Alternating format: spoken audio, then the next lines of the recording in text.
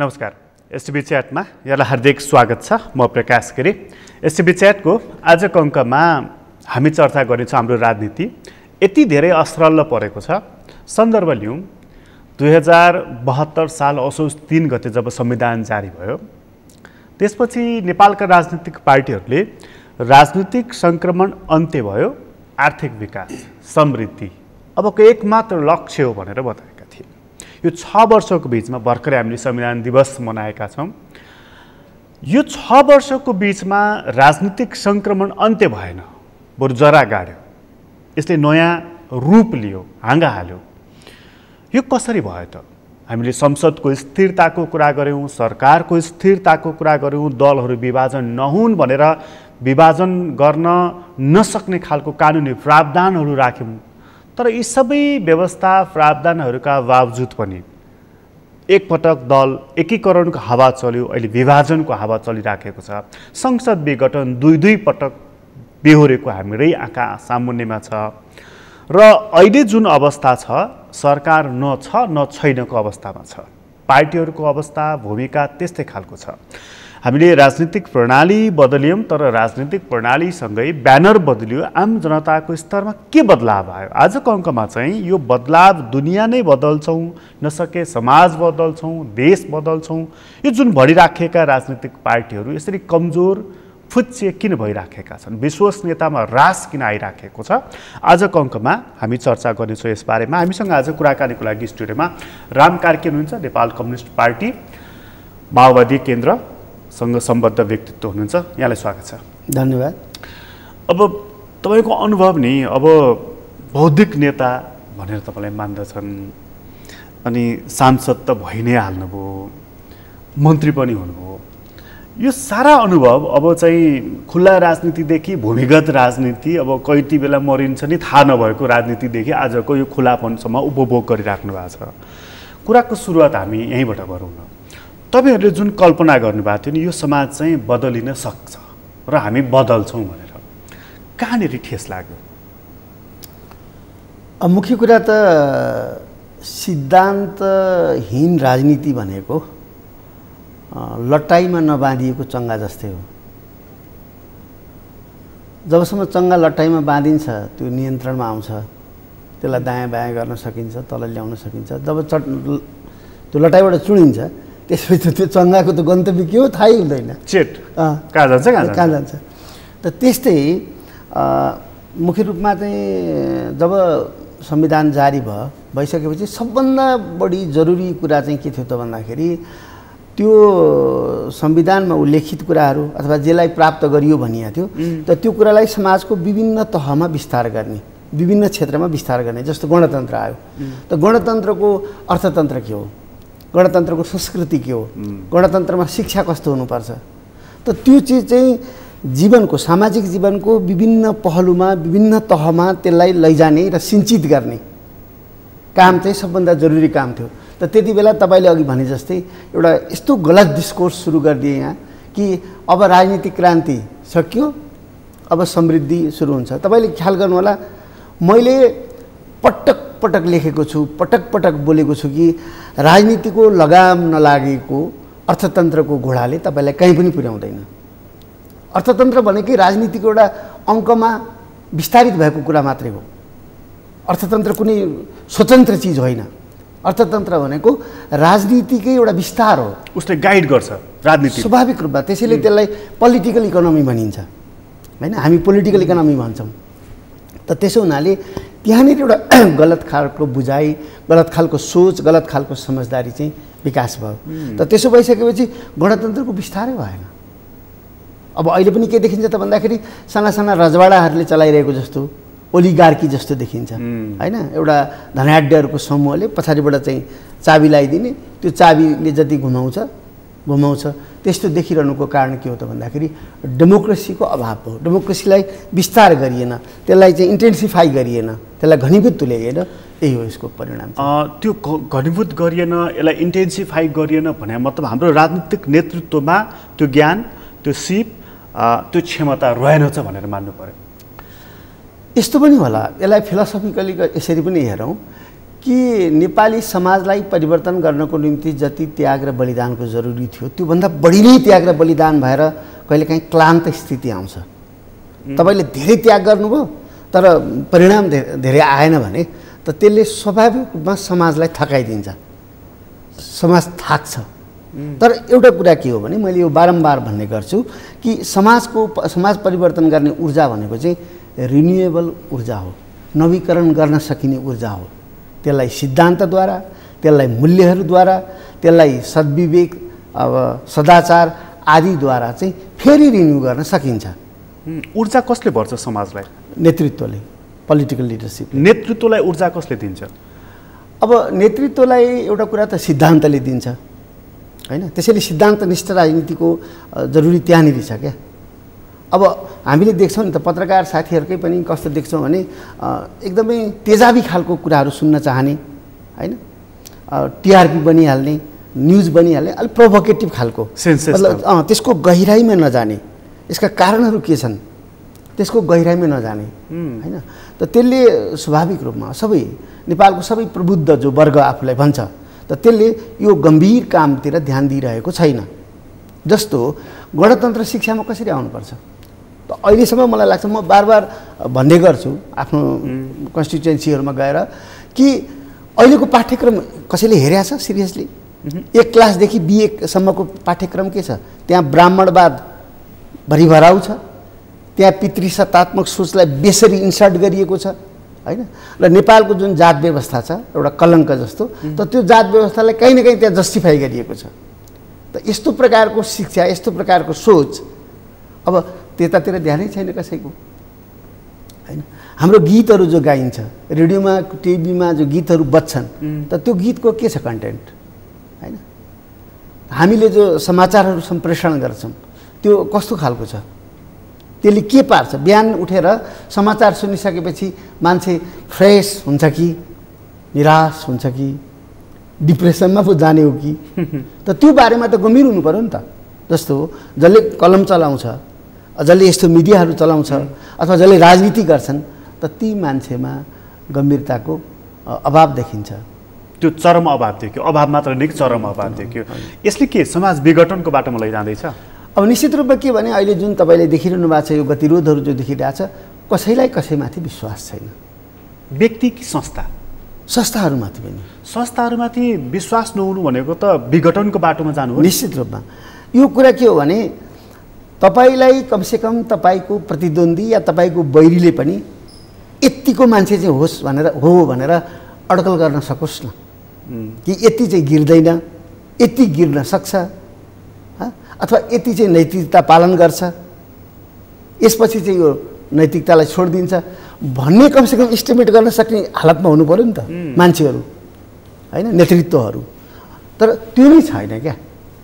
त तपाईँको प्रतिद्वन्दीले एकैछिन पछाडि के भन्छ भन्दाखेरि यो कामै नलाग्ने भनेर पुरा गद्दार दलाल जे शब्द छ नेपाली व्याकरण मतलब शब्दकोशमा त्यो सबै प्रयोग गर्छ, अनि एकछिनपछि फेरि अँगालो मार्छ र चाहिँ हामी द्वितीय महान हौँ भन्छ। त भनेपछि त यस्तोमा के विश्वसनीयता हुन्छ? संस्थाहरूको जब विश्वसनीयतामा ह्रास आउँदै जान्छ, तपाईँले भनिहाल्नु त्यसपछि त्यो स्खलनको कुन हदसम्म पुग्छ भन्दाखेरि विघटनकै बाटोमा जान्छ अथवा विघटन भइदिए हुन्थ्यो भन्ने बाटोमा जान्छ। हामीले संस्थाहरू चाहिँ किन निर्माण गरेनौँ? विश्वसनीय संस्था होइन, विश्वसनीय भएका संस्थाहरूलाई नै विश्वसनीय बनाउनु पर्थ्यो र अब प्रजातन्त्रलाई अझ समाजवादमा जाने भनिसकेपछि त धेरैवटा संस्थाहरूको जरुरी पर्ने थियो होइन, हामीलाई आवश्यक पर्थ्यो। र जस्तो भुइँ तह हेर्नुहोस्, तपाईँ ग्राउन्डमा जानुहोस् त गइसकेपछि वन पार्टीहरूले कब्जा गरेका छन्, खानेपानी पार्टीहरूले कब्जा गरेका छन्, विद्यालय पार्टीले कब्जा गरेका छन्, अनि त्यहाँ भएका स्वास्थ्य संस्थाहरू पार्टीले कब्जा गरेका छन्। अनि जनतासँग के छ त? 5 वर्षमा एकचोटि भोट हाल्ने अधिकार। अब त्यो भोट पनि उनीहरूले निर्धारण गरेको ठाउँमा नै हाल्नु पर्यो। अब नत्र भने भोलि वनमा पस्न दिँदैन, तपाईँको घरमा खानेपानी पुर्याइदिँदैन होइन, तपाईँको अब स्कुललाई चाहिँ डिस्टर्ब गरिदिन्छ। त त्यसले गर्दाखेरि यसरी कज्याए क्या। त त्यसो हुनाले अब त्यो कम्युनिटी बेस्ड जुन हाम्रा अर्गनाइजेसनहरू थिए नि पहिलेदेखि परम्परागत रूपमा चल्दै आएको, त त्यसैलाई अलिकति मोडर्नाइज गर्नुपर्थ्यो, त्यसैलाई अलिक अपडेट गरिदिनु पर्थ्यो। तर त्यसलाई मर्न दिनु हुँदैन थियो। जस्तो पहिला वन समिति थियो, मतलब वन कुनै न कुनै ढङ्गले हेर्थे नि त, वनको व्यवस्थापन गर्थे नि त। त त्यसैलाई अलिकति व्यवस्थित अलिकति आधुनिकीकरण गरिदिएको भए हुन्थ्यो। तर यहाँ त पार्टीले घोषणा गरेर तपाईँ चाहिँ वनमा जाने भनेर पार्टीबाट मान्छे पठाउँछ वन समितिमा, खानेपानी समितिमा। तपाईँले खानेपानी समितिको चुनाव हेर्नुभयो भने छक्क पर्नुहुन्छ तपाईँ। लाखौँ लाख खर्च गरिन्छ त्यो खर्च उसमा चुनावमा, त त्यो पैसा कहाँबाट आउँछ त भनिसकेपछि यति घिनलाग्दो स्थिति छ कि तल अब इन्जिनियरहरूले ती मान्छेहरूलाई ती नेताहरूलाई काम दिने, ल 30 लाख लानुहोस् भन्ने, अब यहाँ कति राख्नुपर्ने त्यति राख्ने उसले पनि, तिनले पनि लगेर चाहिँ आधा पैसा जति खर्च गर्ने त्यहाँ, अनि आधा पैसाले चाहिँ आफ्नो चलाउने। त यस प्रकारको जुन भ्रष्ट परिपाटी छ यसलाई खत्तम गर्नका निम्ति स्वाभाविक रूपमा हामीले चाहिँ अरू संस्थाहरू बनाउनु पर्थ्यो। यसमा पहिलो इनिसिएसन लिने पनि त राजनीतिक पार्टीहरूले नै हो नि। निश्चित रूपमा जस्तो तपाईँले हेर्नुहुन्छ जहाँ जहाँ चाहिँ क्रान्तिहरू भए, परिवर्तनहरू भए, त्यो ठाउँमा चाहिँ त्यसलाई संस्थागत गर्नको निम्ति भरमग्दुर काम गरेका छन् र ती नेताहरू चाहिँ उदाहरणीय बनेका छन्। जस्तो भारतकै पनि कतिपय कुरासँग हाम्रो असहमति छ, तर त्यति बेलाको जुन जेनेरेसन थियो, गान्धी नेहरूहरूको जुन जेनेरेसन थियो, त त्यो जेनेरेसनले एकदमै मतलब प्रतिभाशाली मान्छेहरू हामी देख्छौँ र उनीहरूले आफ्नो आचरणलाई बडा राम्रो मेन्टेन गरेका छन् हैन। त त्यो चाहिँ के गर्छ भन्दा समाजलाई पढायो उनीहरूले। पोलिटिसियनले गर्ने कुरा के हो? पोलिटिसियनले लट्ठी लाउने त होइन, पोलिटिसियनले त आफ्नो ग्लोद्वारा आफ्नो जुन मतलब आचरण छ, आफ्नो जुन इमेज छ, आफ्नो जुन विद्वत्ता छ, त्यसद्वारा आम जनतालाई प्रेरित गर्ने हो, अभिप्रेरित गर्ने हो। त्यो काम गरे। चीनमा त्यस्तै देख्छौँ हामी हैन। माओ सेतुङले त्यो ज्याकेट कहिले छोडेनन् हैन। त त्यस्तै अब अरू पनि देशमा हामीले देख्छौँ जहाँ जस्तो हामी क्युबाको उदाहरण दिउँ। फिडेल कास्ट्रोले चाहिँ क्रान्ति गरिसकेपछि उनले भने हाम्रो दुश्मन को त भन्दाखेरि सबैले अमेरिका भन्थे। तर उनले के भन्यो भने अमेरिका त बाहिरी दुश्मन न हो, हाम्रो आन्तरिक दुश्मन भनेको त निरक्षरता हो, अशिक्षा हो, हाम्रो विश्वास हो। त आज पनि हामी देख्छौँ कि आज पनि कम्युनिस्ट पार्टी प्रभावशाली भएको ठाउँमा, कांग्रेस पार्टी प्रभावशाली भएको ठाउँमा, ल कांग्रेसको त बीपी कोइरालाले if there is no god let's create in भन्छन्, त्यतिसम्म छ उनको हैन। नास्तिक र आस्तिकको बिचमा जस्तो देखिन्छ बीपी कोइराला। तर कम्युनिस्टहरू त त्यो विश्वासमा त गर्दैन, विज्ञानलाई मतलब भरोसा गर्नेहरू हुन्, दिमागमा विज्ञान बोकेर हिँड्नु पर्ने। तर तपाईँ गएर हेर्नुहोस् त ठाउँ ठाउँमा कम्युनिस्टहरूले सबभन्दा बढी जितेको ठाउँमा सबभन्दा धेरै मन्दिर छन्, सबभन्दा बढी चाहिँ चर्चहरू छन्, सबभन्दा बढी चाहिँ गुम्बाहरू बनिराखेका छन्। त्यो भने के हो? लाइब्रेरी छैन, जिम्नेजियम छैन, स्पोर्ट्सको केही छैन, सङ्गीतको केही छैन, कुनै सङ्गीतको अकादमीहरू, कुनै चाहिँ संस्थाहरू त्यहाँ छैनन् हैन। तर धमाधम मन्दिरहरू बनाएका छन्। कहीँ हनुमानजीको मन्दिर बनाएको छ, कहीँ कृष्णको बनाएको छ, कहीँ के को बनाएको छ।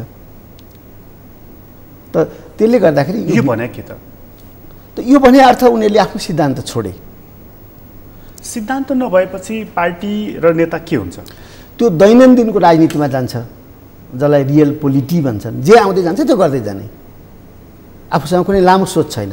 जस्तो तपाईँसँग रणनीति छैन भने कार्यनीति कार्यनीति कार्यनीति कार्यनीति भनेको चाहिँ अवसरवाद हो। त म त बारम्बार के भन्छु भन्दाखेरि, र धेरै साथीहरूको पनि त्यस्तो सोचाइ छ कि हामीले आगामी 20, 30, 40, 50 वर्षको निम्ति एउटा विकास रणनीति तयार गरौँ। त त्यो विकास रणनीति तयार गरिसकेपछि विभिन्न पार्टीहरूले बेग्ला बेग्लै बनाऊँ, त्यसपछि अनि एक ठाउँमा जम्मा भएर चाहिँ देशको एउटा बनाऊँ, स्टेटको एउटा बनोस्। अनि त्यहाँ तय गरौँ कि यो ठाउँमा हामी सहायता लिएर काम गर्छौँ, यो ठाउँमा हामी ऋण लिन्छौँ, यो ठाउँमा आफै चाहिँ जुटाउँछौँ, स्रोतहरू जुटाउँछौँ भनौँ। त त्यो भनेपछि यो मित्र राष्ट्रहरूसँग अहिले जुन एमसिसी, बिआरआई इत्यादि भन्ने चिजहरू छ, त्यसको बारेमा पनि स्पष्ट भइहाल्छ कि एकदम प्रष्ट भइहाल्छ। मित्र राष्ट्रलाई हामी भन्न सक्छौँ हामी हाम्रो प्राथमिकता यी हुन्, हामी यो क्षेत्रमा ऋण लिन्छौँ, यो क्षेत्रमा अनुदान लिन्छौँ, यो क्षेत्रमा हामी केही पनि लिँदैनौँ। त जस्तो अहिले त हाम्रो प्राथमिकता सुनिश्चित गर्न सकेका छैनौँ। स्वतन्त्रताको सबभन्दा ठुलो कुरा के हो? राजनीतिक स्वतन्त्रता भनेको के भने तपाईँ आफ्नो छनौट गर्न सक्नुहोस्, हामी कस्तो सिस्टम यहाँ लागू गर्ने हो, हामीलाई के प्राथमिकता हो, त्यो छनौट गर्न त पाउनु पर्यो। प्रजातन्त्रले त छनौटको अधिकार दिन्छ नि। तर यहाँ त कहाँ छनौट गर्न पाइयो? जस्तो अहिले भनौँ हाम्रो यो प्रसारण लाइन हाम्रो चाहिँ प्राथमिकता हो। आज हाम्रो जाजरकोट, हाम्रो चाहिँ मतलब डोल्पा रोल्पा, हाम्रा सेतीमा कालीमा अब डायरिया भोमिटको चाहिँ औषधि नभएर सुगर सफाई नभएर सामान्य प्रकारको चेतना नभएर चाहिँ त्यहाँ रजस्वला हुँदाखेरि लगेर मारिने यस्तो प्रकारको जो स्थिति छ त त्यो ठाउँमा हामीले त्यो अभियान चलाउन सक्दैनौँ। तर पञ्चायतले पनि हिजो राजाले पनि पञ्चायतले पनि पञ्चवर्षीय योजना भनेर उनीहरूले चाहिँ नि प्राथमिकता तय गर्नको लागि त्यो बनाए। अहिले 14-15 चल्यो, त्यसपछि बिलखबन्दको अहिलेको हाम्रो अवस्था छ, योजना आयोग बनाए। गणतन्त्रले लोकतन्त्रले किन बनाएन त? अब यो राजतन्त्रसँग तुलना गर्ने कुराको चाहिँ म कट्टर विरोधी छु, सख्त विरोधी छु। त्यो वाहियात कुरा हो। किनभने तपाईँलाई जहिले पनि तपाईँले जब अतीतको सम्झना गर्नुहुन्छ, जस्तो मामा घरको सम्झना गर्नुभयो भने त्यहाँ खेलेको, रमाएको, राम्रो नाना लाएको, खाएको मात्रै आउँछ, त्यहाँ रोएको सम्झना तपाईँलाई आउँदैन। किनभने हामीले अतीतबाट छानेर चिजहरू लिन्छौँ, राम्रा कुरामा राम्रा मात्रै लिन्छौँ, जसले हामीलाई अहिले वर्तमानमा मतलब कमसेकम सुखको अनुभूति गराओस्, होइन, आनन्दको अनुभूति गराओस्। यस्तो कस्तो पिङ खेलिया थियो, कस्तो मासु भात खाइया थियो, त त्यो मात्रै सम्झना। त्यसैले त्यो त एकदमै गलत व्यवस्था थियो, त्यसले नै खत्तम गर्यो नेपाललाई। 50औं वर्ष चाहिँ 100औं वर्ष पछाडि धकेलिदियो। तर मुख्य कुरा के भने अहिले गणतन्त्र आइसकेपछि पनि त्यही मतलब संस्कृति, त्यही प्रकारको संस्कार बोकेर हिँड्दाखेरि यो हालत भयो क्या। मैले यसमा यति मात्रै जोड्न खोजेको पञ्चायतले पनि पञ्चवर्षीय योजना भनेर आफ्नो राज्यको प्राथमिकताहरू के हो भनेर तय गर्नको लागि त देखासिकी गरेको मात्रै हो, आफ्नो विकास रणनीति केही पनि थिएन उसको। हाम्रो त अहिले त हामीले त्यति पनि गरेनौँ नि। होइन, हाम्रो आफ्नो दीर्घकालीन विकास रणनीति हाम्रो भएन। त्यसले गर्दाखेरि हाम्रो प्राथमिकता के हो त्यो हामी छैन, छान्दैनौँ। अनि अब विदेशीहरूले, सहयोगदाताहरूले, दात्री राष्ट्रले भनिदिन्छन् तेरो प्राथमिकता यो हो। अब हाम्रो प्राथमिकता अर्कै छ, होइन, तर उसले अर्कै प्राथमिकता हामीलाई भिराइदिन्छ। हामीले हाम्रो प्राथमिकता किन तोक्न सकेनौँ? अब हाम्रा जो नीति निर्माताहरू हुन् तिनीहरूले जनताबाट ताकत लिने, जनतासँग गएर छलफल गर्ने, अब ज्ञान भनेको, शक्ति भनेको, सबै आउने भनेको जनताबाट आउने हो। अब हामीले के सोच्छौँ भने जनताले त के जानेछ र, हामीले पो जानेछौँ त, हामीले त अङ्ग्रेजी किताब पढेका छौँ, हामी त अमेरिका गएर घुमेर आएका छौँ भन्ने खालको जुन छ नि, त त्यो चाहिँ अशिक्षा हो। त्यो अपठित मान्छेहरू हुन् तिनीहरू सबै, जसले भन्छन् ती चाहिँ अपठित मान्छे, मूर्ख, किताब पढेका छन् तर तिनलाई केही पनि थाहा छैन, होइन। मुख्य कुरा के हो त भन्दाखेरि अहिले नेपाल कृषिमा कसरी आत्मनिर्भर हुने, दुधमा कसरी आत्मनिर्भर हुने, गेडागुडीमा कसरी आत्मनिर्भर हुने भन्ने कुरा यहाँ चाहिँ अब 4-5 जना बुद्धिजीवी टाइलाउने बसेर छलफल गरेर हुँदैन। त्यो किसानहरू जो वास्तवमै खटिराखेका छन्, त उनीहरू किसानको बिचमा गएर उनीहरूको पहल कदमीलाई जब हामी स्वतन्त्र तुल्याउँछौँ, उनीहरूसँग छलफल गर्छौँ, हामीले नसोचेको जुक्तिहरू उनीहरूले बताउँछन्, नसोचेको उपायहरू बताउँछन्, र उनीहरूमा उत्साह ल्याउन सक्यो भने, उनीहरूको जाँगरलाई चाहिँ बाहिर ल्याउन सक्यो भने नेपाल 2 वर्षमै, मैले अघि त्यो भन्दै थिएँ नि त क्युबाले 2 वर्षभित्रमा ल्याटिन अमेरिकाको पहिलो चाहिँ 100% साक्षर देश बन्यो क्युबा। किन त भन्दा उनीहरूले त्यसलाई निरक्षरतालाई एउटा ठुलो दुश्मनको रूपमा अगाडि ल्याए त्यहाँको राजनीतिक नेतृत्वले। अनि पाठ्यक्रम त्यस्तै बनाए, पाठ्यक्रम बनाए कि जसले रोकथाम गर्न सजिलो होस् कि ज्वानो खानाले पेट ढाडिएको ठिक हुन्छ। ज्वानो भन्ने अक्षर जोडिएको अक्षर पनि सिकाइराखेको छ, सँगसँगै त्यो वर्डमा ज्ञान पनि छ, त्यो शब्दमा ज्ञान पनि छ, काम लाग्ने ज्ञान छ। हामी पनि हिजोबाट काठमाडौँ चाहिँ साक्षर भयौँ।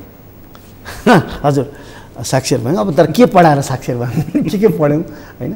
त त्यसैले यो कुराहरूतिर यी गम्भीर। हजुर, तपाईँले बडा असाध्यै मन छुने कुरा गर्नुभयो कि हाम्रो समाजमा चाहिँ नि त्यो मत दिने हातहरू मात्रै छैनन्, ज्ञान दिने चाहिँ नि त्यस्ता दिव्य चक्षु भएका मानिसहरू छन् हाम्रो समाजमा, त्यो ज्ञान छ। हाम्रो राजनीतिक नेतृत्वले चाहिँ समाजमा ज्ञान छ, समाधान छ भन्ने कुरालाई किन चिनेन?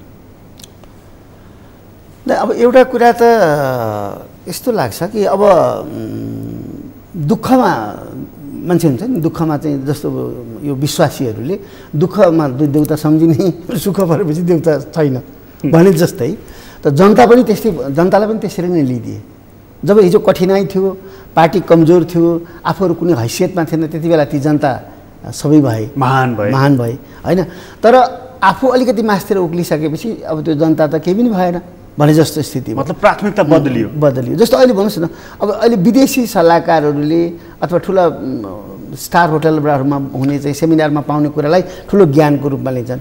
अहिले भन्नुहोस् न, म एउटा हेर्दै थिएँ मैले कि भारतमा हामीले बिजुली बेचेर भारतले असाध्यै धेरै पैसा दियो भने 6 सेन्ट दिँदो रहेछ, होइन। तर हामीले नै त्यो बिजुलीलाई उपयोग गऱ्यौँ भने हामीले 86 सेन्ट पाउने रहेछौँ, 86 सेन्ट। त अब त्यो त्यसमा अलिकति फरक छ, कसैले अलिकति 4 डबल मात्रै हुन्छ भन्छन्, 24-25 मात्रै, 26 मात्रै भन्छन्। तर त यो ऊर्जा हामीले बेच्न सक्ने कुरै होइन। यतातिर यसलाई प्राथमिकतामा नराखौँ भने तपाईँको भनाइ, आफै उपभोग गरौँ र यसबाट म्याक्सिमम के बेच्नै सक्दैन नि। तपाईँले जुन दिन 2000 मेगावाट बिजुली निकाल्नुहुन्छ त्यो दिन तपाईँको स्क्रिनमा, किनभने विकास भनेको त सबैतिर लपेटिँदै जान्छ नि त होइन। त जाँदाखेरि चाहिँ त्यहाँ तपाईँको 4000 मेगावाट बिजुलीको आवश्यकता देखा पर्न थाल्छ क्या तपाईँको स्क्रिनमा। जुन दिन तपाईँले 4000 मेगावाट बिजुली निकाल्नुहुन्छ नि त्यो दिन तपाईँको 10,000 मेगावाट बिजुलीको आवश्यकता देखा पर्न थाल्छ। किनभने अहिले हाम्रो जुन डाँडाहरू छन् जहाँ डोजर चलाइरहेको छ त्यहाँ रज्जुमार्ग चलाइदिए कति राम्रो होला होइन। ओल्लो डाँडाबाट पल्लो डाँडा चाहिँ खिरी कुदेर जाने। त त्यसको निम्ति हामीले बिजुली प्रयोग गर्न थालेपछि भात पकाउने काममा, गाडी चलाउने काममा, ती डाँडाहरू जोड्ने काममा, तल ओह्रालोबाट उकालो जाने ठाउँमा, उकालोबाट ओह्रालो झर्ने ठाउँमा चाहिँ बिजुलीको उपयोग गर्न थालेपछि हामीलाई कति बेला चाहिएला बिजुलीको आवश्यकता भन्नुहोस् न, कति चाहिएला? यो डोजर चाहिँदैन, त्यो चाहिन्छ नि त। त्यसैले त्यो त बेच्न सक्ने कुरै होइन।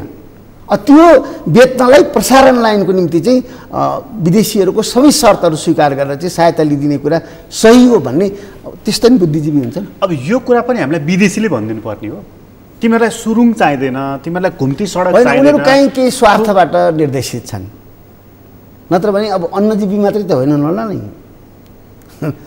आफूलाई बुद्धिजीवी नै भन्छन् होइन। स्वदेशीहरूले नै भनेको कुरा चाहिँ हाम्रो नेतृत्वले किन पत्याउँदैन? होइन, मैले अघि नै भने कि तपाईँले जब जनतासँग तपाईँ एकाकार बन्नुहुन्न त्योसँगको सम्बन्ध टुट्छ। यो शरीरको जस्तै हो, जस्तो शरीरमा छाला र मसल अनि मसल र हड्डीको बिचको सम्बन्ध टुटेपछि अनि त्यसलाई बुढौली भन्छ नि त, कमजोर भयो, चाउरी पर्ने होइन, ताकत नहुने भने त्यही हो। त राजनीतिक पार्टीहरूको सन्दर्भमा पनि त्यही हो। जनताबाट जीवनबाट शक्ति रस पाउन्जेलसम्म त्यो बलियो भइराख्छ पार्टी। जब त्यो जनताबाट कट्छ र जनतामाथि चढेर शासन गर्न थाल्छ त्यसपछि त्यो कमजोर हुन्छ। त्यसपछि हाम्रा पार्टीहरू बुढा भए, बुढो भइरहेका छन्। मैले तपाईँले छापामा भन्नुभएको रहेछ अहिले अगाडि नै 1-8 वर्ष 2-4 वर्ष अगाडि मैले कता सुनेको थिएँ, माओलाई बुढो भन्दाखेरि उनले एउटा चाहिँ म बुढो छैन भने उदाहरण प्रस्तुत गरेर सुनौ त तपाईँको मुखबाट। त्यो मलाई बडा होइन, अब माओलाई सबैले सिनाइल भइसक्यो, अब केही पनि थाहा पाउँदैन, अब बुढो भइसक्यो, अरूले चलाइरहेछन् शासन भनेपछि माओले अब संसारभरिका पत्रकारहरूलाई बोलाए। त बोलाइसकेपछि एउटा नदीको किनारमा रिसोर्टमा बोलाए। अनि बोलाइसकेपछि सबै पत्रकारहरू जम्मा भएर बसे त्यहाँ। अनि अब माओ सेतुङले इन्टरभ्यू दिन्छन्, लामो छलफल डिस्कसन गरिन्छ भनेर भनेको। माओ त्यहाँबाट एउटा स्विमिङ गाउन लाएर निस्किए। अनि त्यो गाउन खोलेर त्यो उर्लदो पानीमा फालाने, एकदम बेगबान थियो त्यो पानी होइन, करेन्ट भएको। त त्यहाँ बसेर चाहिँ 40 मिनट जति पौडी खेले। अनि पौडी खेलेर किनारामा आए र अनि उनले त्यो गाउन लगाएर पत्रकार सम्मेलन सकियो भने बोलेन, उनी कहीँ पनि बोल्नु परेन। त दुनियाँमा सन्देश त गयो नि कि माओ बुढो छैन, सिनाइल छैन माओ होइन, माओसँग आज पनि यति ताकत छ, ऊर्जा छ, ताकत छ भनेर होइन। त अहिले पोलिटिकल पार्टीहरूको अगाडि पनि त्यो ताकत फेरि साबित गर्ने बेला भएको छ हाम्रा पोलिटिकल पार्टीहरूको। के हामी ऊर्जावान छौँ, बुढ्यौली लागेको छैन भनेर? तपाईँको अर्थमा चाहिँ बुढो भनेको उमेर हो कि अरू केही चिज हो? बुढो भनेको जब तपाईँका सोचाइहरू चाहिँ मा शिथिलता आउँछ, तपाईँ नयाँ सोच्न सक्नुहुन्न, केही क्रिएटिभ कुरा सोच्न सक्नुहुन्न, त्यही हो बुढौली भनेको। आज माओवादी केन्द्रको अध्यक्ष, नेपाली कङ्ग्रेसको सभापति, नेकपा एमालेको अध्यक्ष, एकछिन फर्स्ट लेयरलाई हेरौँ, उहाँहरू जन्मेको कालखण्डलाई हेर्ने हो भने लगभग उस्तै देखिन्छ। कङ्ग्रेसको सभापतिको अलिकति उमेर बढी देखिन्छ, नत्र भने लगभग 70कै हाराहारीमा उहाँहरू हुनुहुन्छ।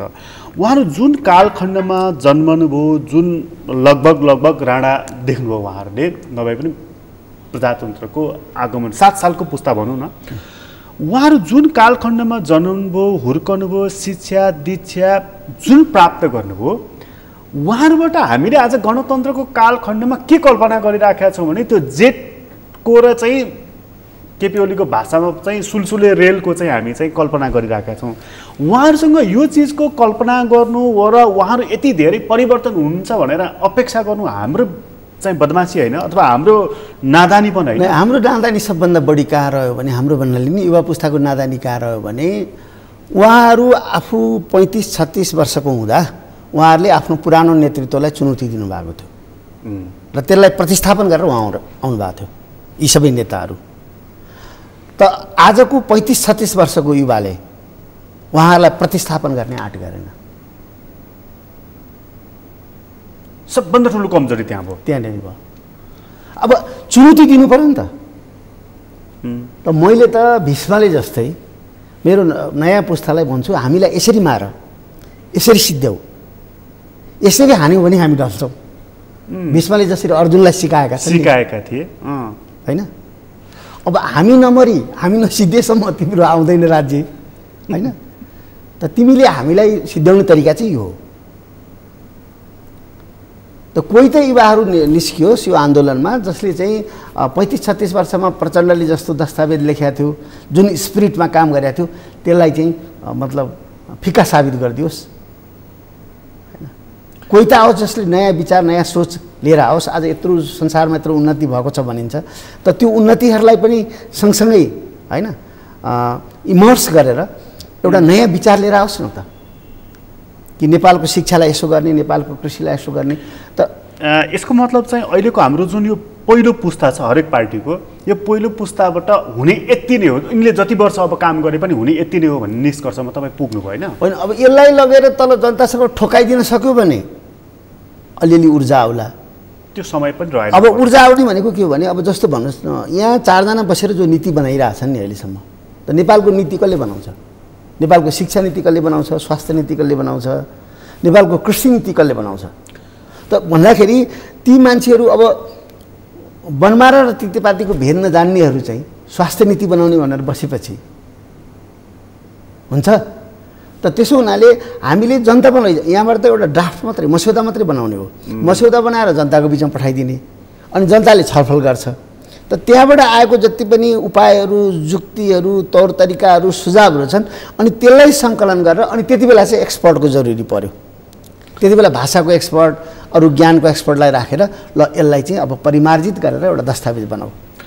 यो 35को हाराहारीको युवाहरूलाई एकछिन छाडिदिने हो भनेदेखि त्यसले फेरि थाल्न चाहिँ 22-25बाटै थाल्नुपर्छ नि। त्यो 35मा त लास्ट हुनुपर्छ। एकैचोटि 35मा उसले फुर्ती गरेर हुनेवाला छैन।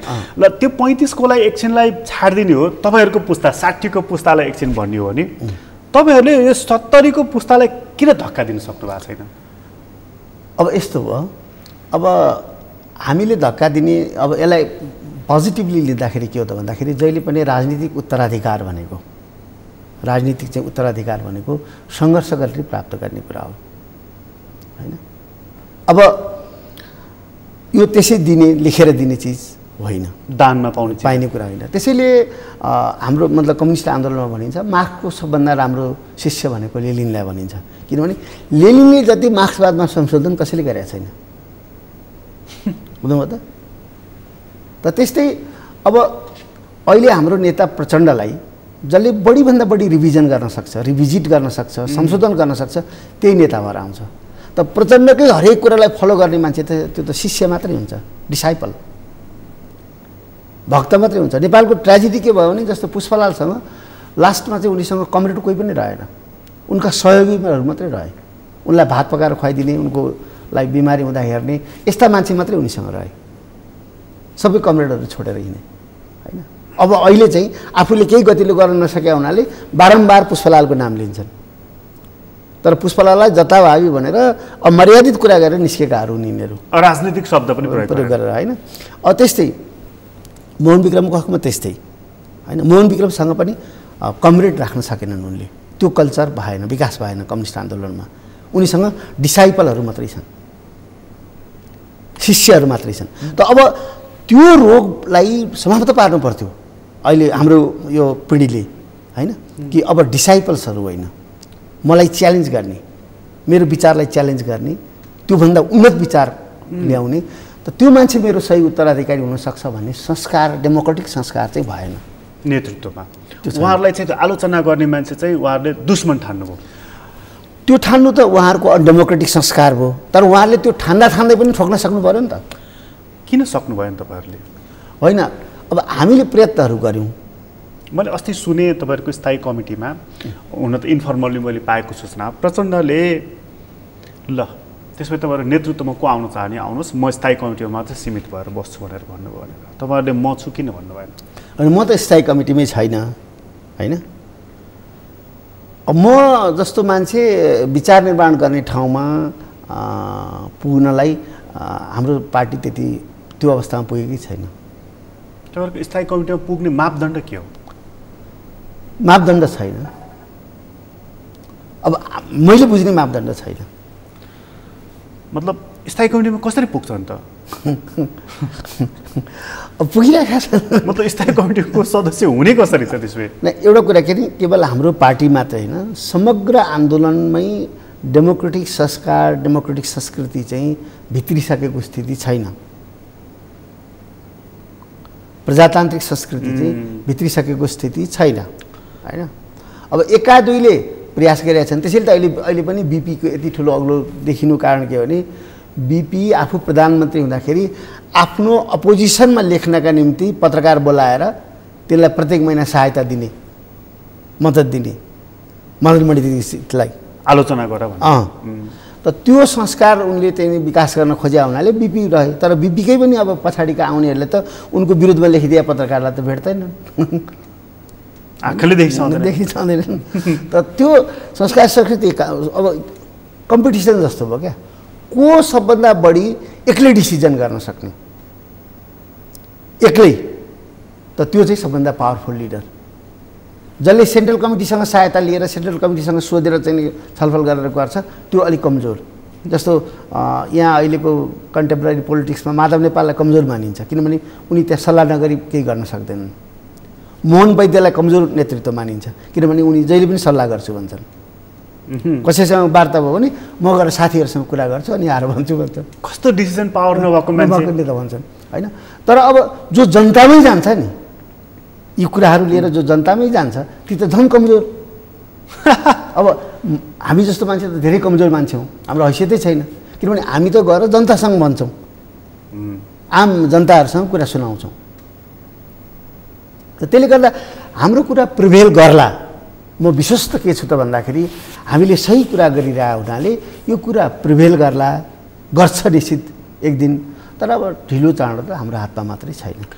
पार्टी नेतृत्वले चाहिँ ल भइगयो नि त, अब म थाकेँ, तिमीहरूले ल राम कार्कीको पुस्ताले चलाऊ भनेर कुन दिन देला भनेर दोस्रो पुस्ता कुरेर बसिराखेको छ। दोस्रो पुस्ताले एकीकृत आन्दोलन चलाउने ढङ्गले सोचेकै छैन। आफ्नो नजिक भएका आफूसँग मन मिल्ने केही मान्छेहरूसँग, मन भनेको फेरि विचार मिल्ने होइन, विचार त लडाइँ नै छैन, विचारको लडाइँ त छैन नि त कुनै पार्टीभित्र।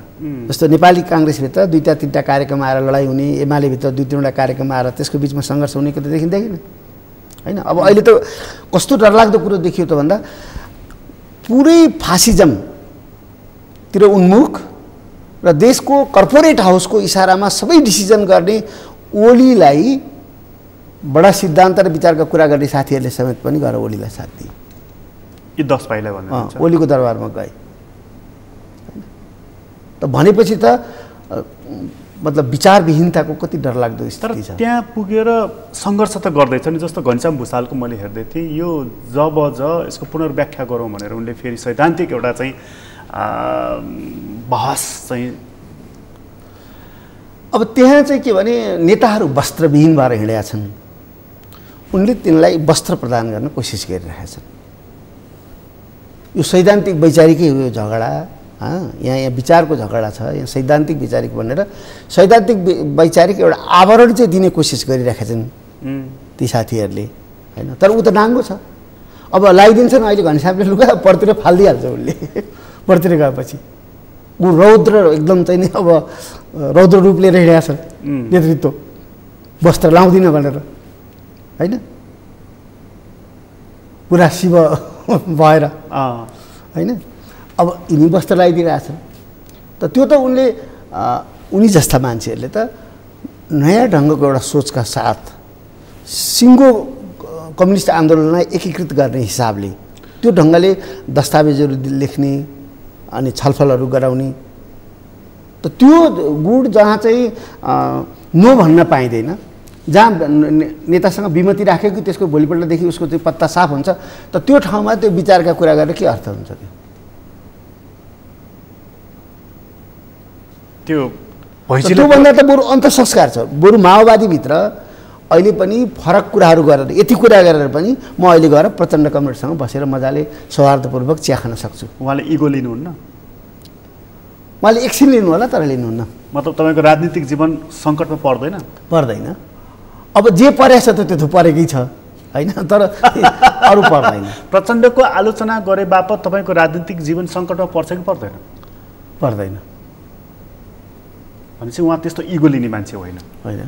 मलाई अलिकति कुरा तपाईँसँग प्रचण्डको एउटा कुरा सोध्नु मन लागिरहेको छ। 1 महिना यताका अभिव्यक्तिहरूलाई मिहिनतापूर्वक हेर्ने भने उहाँ के भनिराख्नु भएको छ भने, जस्तो चाहिँ अलि अगाडि उहाँ के भनिरहन्थ्यो, यो माओवादी पार्टी विघटन गरौँ, त्यसमा लामो सन्दर्भ राख्दै उहाँले भन्नुभएको छ। मैले संक्षेपमा भन्दैछु।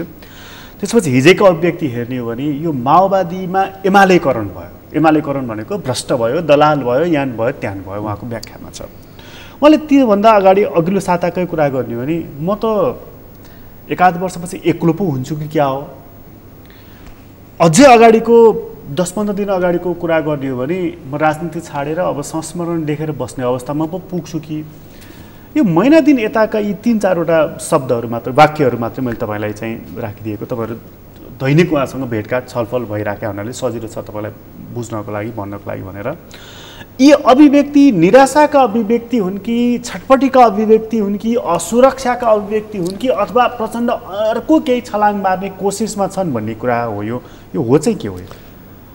एउटा त उहाँले रिभिजिट गरिरहनु भएको छ, मतलब आफ्नै पुरा जीवनलाई पछाडि फर्केर हेरिरहनु भएको छ, के भयो, कसो भयो। र उहाँ वर्तमान स्थितिबाट सन्तुष्ट हुनुहुन्न। उहाँमा एउटा एक प्रकारको छटपटी, एक प्रकारको बेचैनी छ। र सबभन्दा बढी कहाँनिर देखिन्छ भन्दा यो माओवादीलाई परेको सङ्कटको बारेमा कोही पनि सोचिराखेका छैन। आफ्नो जीवनलाई परेको सङ्कट, आफ्नो व्यक्तिगत परिवारलाई परेका चाहिँ समस्याहरूको बारेमा त मान्छे सोचिराखेका छ, अथवा सानो गुटको बारेमा त सोचिराखेका छ, आफ्ना 5-7 जना कार्यकर्ताको बिचमा त सोचिराखेको छ। तर सिङ्गो माओवादी आन्दोलनलाई एकीकृत ढङ्गले कसरी लिएर जान सकिन्छ भनेर त्यस्तो सोच अगाडि नआइरहेको हुनाले, त्यस्तो विचार, त्यस्तो कर्म अगाडि नआइरहेको हुनाले उहाँ अलिकति चाहिँ थकित जस्तो देखिनुहुन्छ। किनभने त्यो गुटहरूले हानिरहेछ उहाँलाई, 5-7 ठाउँबाट हानिराखेको छ।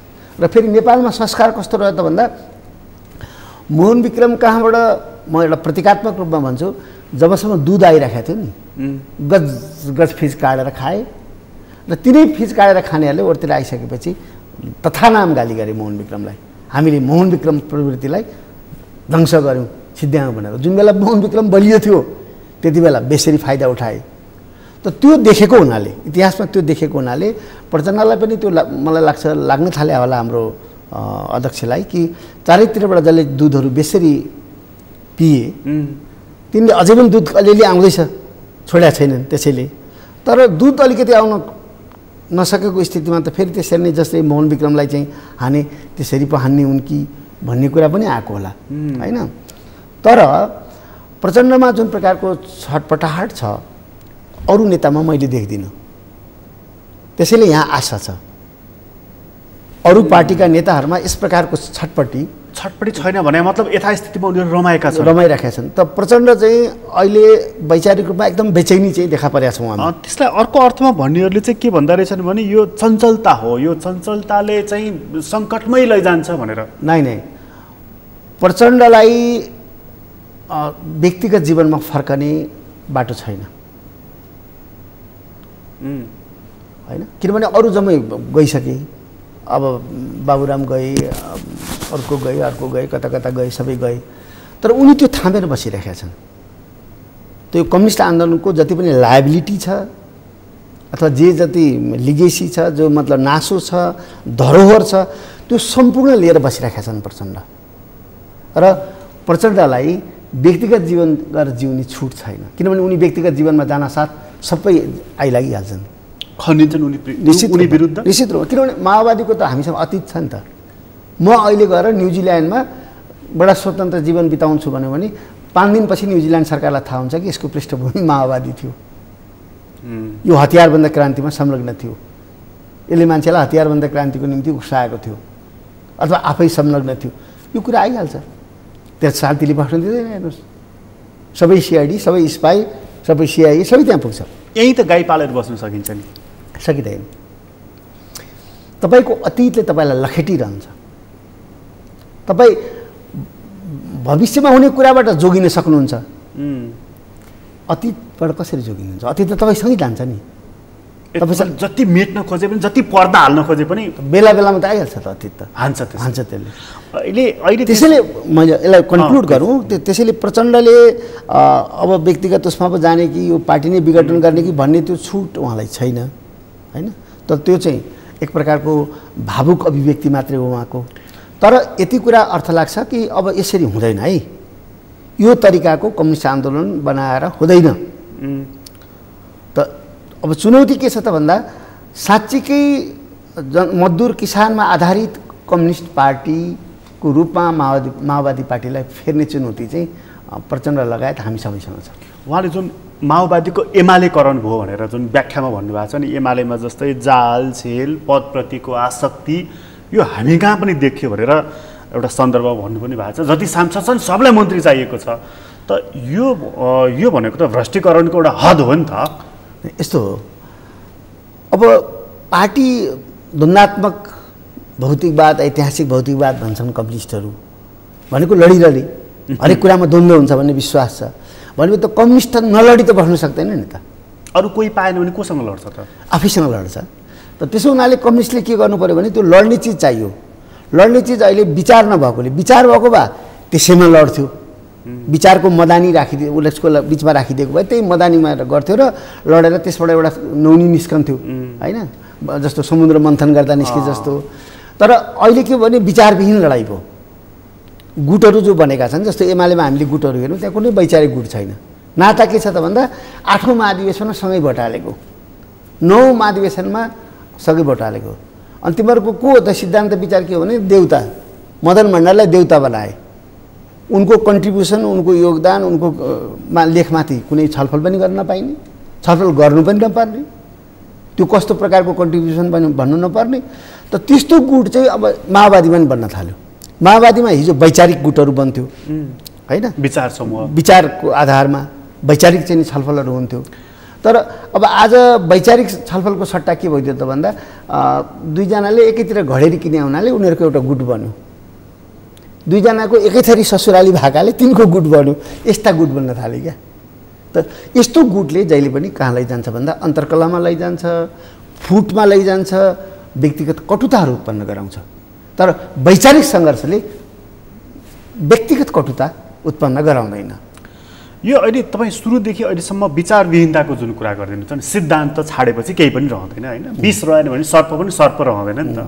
विष छ र न सर्प भनेर। अब यो सिद्धान्त नभएपछि पार्टी काङ्ग्रेस भनिराख्नु किन पर्यो, माओवादी किन भनिराख्नु पर्यो, एमाले किन भनिराख्नु पर्यो? यसै पनि भन्यो भने माओवादीका एक खालका मान्छेको काङ्ग्रेसका एक खालको मान्छेसँगको अति निकटता, एमालेका एक खालका मान्छेको काङ्ग्रेससँग निकटता, काङ्ग्रेसका एक खालका मान्छेको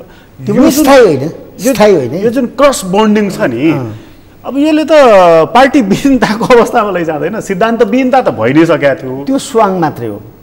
जस्तो जतिसुकै झगडा परे पनि, जतिसुकै वैचारिक विमति भए पनि अथवा टक्करहरू परे पनि मसँगको जो स्थायी सामिप्यता छ प्रचण्डको, त त्यो एमालेको कुनै नेतासँग हुन सक्दैन।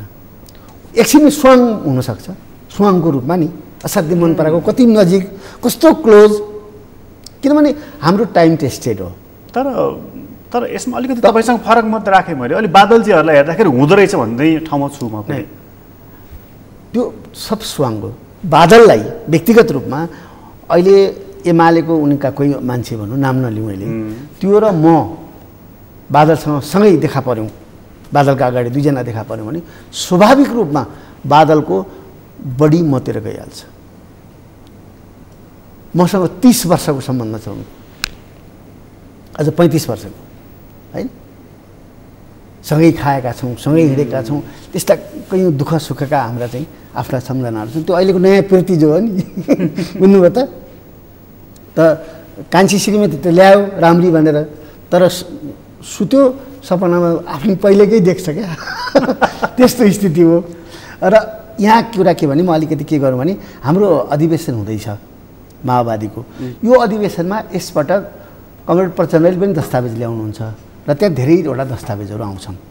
हामी पनि प्रयास गर्छौँ कि नेपाललाई एउटा विचारद्वारा निर्देशित गर्ने, नेपालको राजनीतिलाई विचारद्वारा निर्देशित गर्ने कार्यक्रमहरू हामी पनि ल्याउँछौँ। यसमा साङ्गठनिक रूपमा बलियो हुनको लागि चाहिँ तपाईँहरूको जुन यो अधिवेशन छ त्योभन्दा अगाडि चाहिँ अस्ति मैले सुन्दै थिएँ प्रचण्डको कि पूर्व माओवादीहरू अब फेरि गोलबद्ध एकताबद्ध हुने बेला आएको छ भनेर, त्यो दिशातर्फ पनि जाँदै हुनुहुन्छ? विचारलाई एकछिन छाडिदिनु भने अब सङ्गठनै त म त्यसमा त्यति सहमत छैन। अब नयाँ मान्छेहरूलाई ल्याउनुपर्छ। अब अहिले हामीले दस्तावेज लेख्ने भनेको, अहिले हामीले लेख्ने भनेको हाम्रा कन्टेम्पोरेरी साथीहरूको लागि होइन। अब त्यो पुरानो जुन थियो नि प्रचण्ड, बादल, बाबुराम, विप्लव, वैद्य, यो जुन थियो, अब हामीले लेख्ने भनेको दस्तावेज लेख्ने भनेको बाबुरामका छोरीहरू, बादलका छोराहरू, प्रचण्डका छोराछोरी, नाति नातिनाहरूको लागि लेख्ने हो।